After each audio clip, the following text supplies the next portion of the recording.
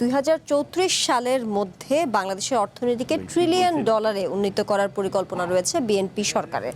সেক্ষেত্রে লক্ষ্য অর্জনের জন্য সবচেয়ে বেশি গুরুত্ব দেওয়া হচ্ছে এই বিনিয়োগ বৃদ্ধিতে। সেক্ষেত্রে জানতে চাই বাংলাদেশের যে বাস্তবতা যেটা আমরা দেখছি সেই বাস্তবতায় বিনিয়োগের জন্য সেই পরিবেশ আদৌ কি আছে? ধন্যবাদ আপনাকে। এখন যদি পরিবেশের কথা যদি বলেন তাহলে আমি বলবো না, এত খারাপ কিছু না। যতটুকু ভাবা হয় বা অনেকে মনে করেন যে বাংলাদেশ সম্পর্কে নেতিবাচক কথাবার্তা বললে পরেই বোধহয় এটাই সঠিক চিত্র, আমি তা ব্যক্তিগতভাবে মনে করি না। কারণটা কি আমি মনে করি না এই জন্যে, কারণ বর্তমানে যে সরকার ক্ষমতায় আছে তারা যেভাবে চালাচ্ছেন, তারা সত্যি কথা বলতে গেলে কোনো বিশেষ কোনো শক্তির জন্য ভক্তি দেখাচ্ছেন না, কোনো শক্তির ইয়ে নয়। তারা নিরপেক্ষভাবে চেষ্টা করছেন যে বাংলাদেশকে উন্নত করা, বাংলাদেশ সবার আগে বাংলাদেশ, এই স্লোগানটা আর কি দিয়ে সব কিছু করছেন। অতএব আমার মনে হয় যে বাংলাদেশ সঠিক পথেই যাচ্ছে। অন্তত এই সফর থেকে আমাদের দরকার ছিল একজন পরাশক্তির সঙ্গে, কোনো একটা পরাশক্তির সঙ্গে সম্পর্ক সবার সঙ্গেই বাংলাদেশের কিন্তু ভালো, খারাপ কারোর সঙ্গে না। কিন্তু এই যে এই বর্তমান চীন সফরটা, আমাদের সরকার প্রধান মাননীয় প্রধানমন্ত্রী তারেক রহমান সাহেব, তিনি অন্য কোথাও না গিয়ে তিনি তো জাপান যেতে পারতেন, মার্কিন যুক্তরাষ্ট্র যেতে পারতেন, ইউরোপের যে কোনো, তা না গিয়ে তিনি চীনে গেলেন। এমন আমি বলবো সুবিবেচনার পরিচয় দিয়েছেন। সুবিবেচনা এই জন্য বলছি যে আমার দরকার যেটা, যা আমার দরকার, আমার তিস্তা নদী নিয়ে সমস্যা আছে, আমার ওই রোহিঙ্গা সমস্যা, রোহিঙ্গার দাদা বা রোহিঙ্গার পিতৃদেব তো হচ্ছে আসলে চীন। তারাই তো মিয়ানমারকে তারাই তো শক্তিশালী করছে। তো এই সমস্ত বিবেচনা করে চীনকে ঠিক করে নেওয়া, এবং চীনের সঙ্গে এখন পর্যন্ত যেটুকু খবর আমরা পেয়েছি তার সফরের, তাতে মনে হচ্ছে অত্যন্ত ফলপ্রসূ একটা ভিজিট হচ্ছে, এবং আশা করা যায় এর থেকে আরও ভালো কিছু একটা পাওয়া যাবে। এবং যেটা প্রফেসর সাহেব যেটা বলেন আর কি, আমাদের প্রযুক্তিটা ভালো হতে হলে পরে তখন আমার ম্যান পাওয়ার আছে, ঠিক আছে, কিন্তু এই ম্যান পাওয়ারটা আমার ঠিক অ্যাকচুয়ালি না, প্রশিক্ষিত বা যোগ্য না। এটাকে প্রশিক্ষিত করতে হলে পরে যারা ইতোমধ্যে যারা শক্তিশালী হয়েছে, চীনের মতো একটা দেশ, কেমন তারা কিভাবে নিজেদেরকে প্রশিক্ষিত করলো, সেখান থেকে যদি কিছুটা যদি আমরা শিক্ষা গ্রহণ করতে পারি, এক। দ্বিতীয়ত হচ্ছে চীনের সঙ্গে যদি আমাদের সম্পর্কটা আরও ভালো হয়, তাহলে পরে যার গাত্রদাহ সবচেয়ে বেশি হবে, যার এখনই জ্বলুনি পুড়ুনি হয়তো শুরু হয়ে গেছে, কেমন সেটা আমাদের জন্য একটা স্বস্তির কারণ। কারণ ঠিক আছে, কোনো বিবাদ লাগাতে চাও, লাগাতে চাও, যাও গিয়ে চীনের সঙ্গে আগে আলাপ করে আসি একটু। জি, ধন্যবাদ আপনাকে মোহাম্মদ খুরশিদ আলম। চীন 2020 সালে 97% বাংলাদেশি পণ্যের জন্য শুল্কমুক্ত বাজার সুবিধা চালু করে। 2024 সালে প্রায় সব পণ্যের ক্ষেত্রে সেই সুবিধা বৃদ্ধি করা হয়। এতে বাংলাদেশের জন্য বলতে পারেন বিশ্বের দ্বিতীয় বৃহৎ অর্থনীতির বাজারে প্রবেশের একটি বড় সুযোগ তৈরি হয়েছে। কিন্তু কয়েক বছর পেরিয়ে গেলেও সেই সুযোগ পুরোপুরি আসলে বাংলাদেশ কাজে লাগাতে পারেনি। সেই ক্ষেত্রে যেমন চীন থেকে বিপুল পরিমাণ পণ্য আমদানি করলেও আমরা দেখেছি দেশটিতে বাংলাদেশের রপ্তানি এখনও আনুমানিক $1 বিলিয়ন নিচে। এমন বাস্তবতায় প্রধানমন্ত্রী এই যে চায়না সফর, সেই বেইজিং সফরকে আপনি কিভাবে দেখছেন? ধন্যবাদ। দেখেন, বাংলাদেশ চীন থেকে আমদানি হয়েছে সেটা $17.8 বিলিয়ন, এবং আমরা প্রায় $700 মিলিয়ন মাত্র এক্সপোর্ট করেছি।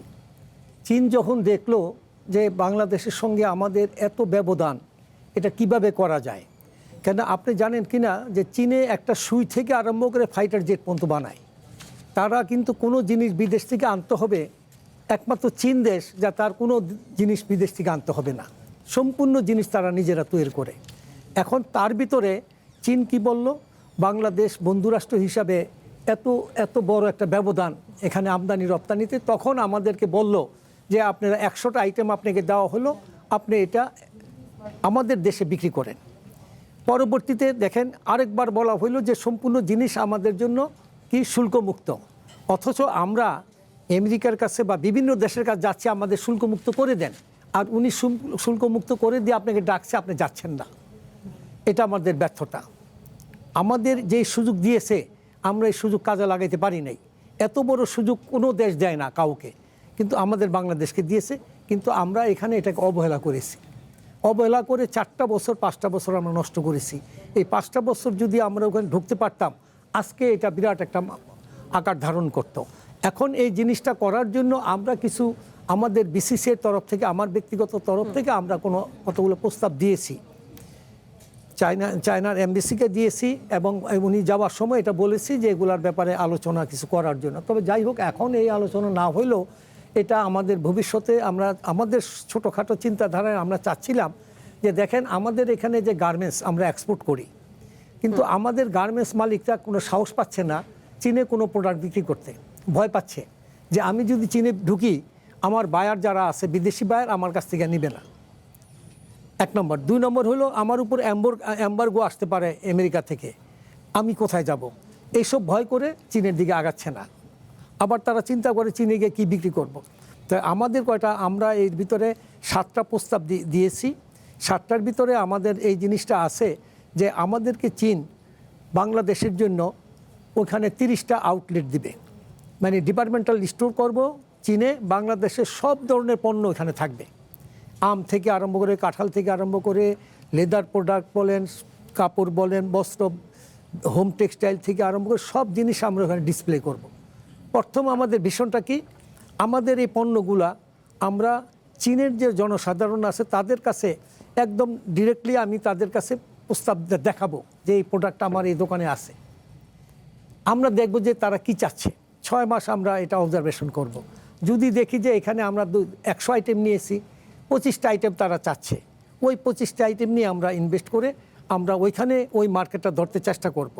কারণ হয়েছে যে এই সুযোগটা আমাদের হাতছাড়া করা যাবে না। আর আমাদের তো এখানে দেখেন আমরা কি করেছি, ইদানিং একটা কুমনিং একটা এক্সিবিশন হয়েছে, আমি সেখানে গিয়েছিলাম, আমি আশ্চর্য হয়ে গেছি দেখে যে কোথায় কি জিনিস নিয়ে আসছে। সেখানে নিয়ে গেছে নকশিকাতা 20টা দোকান 100-র ভিতরে।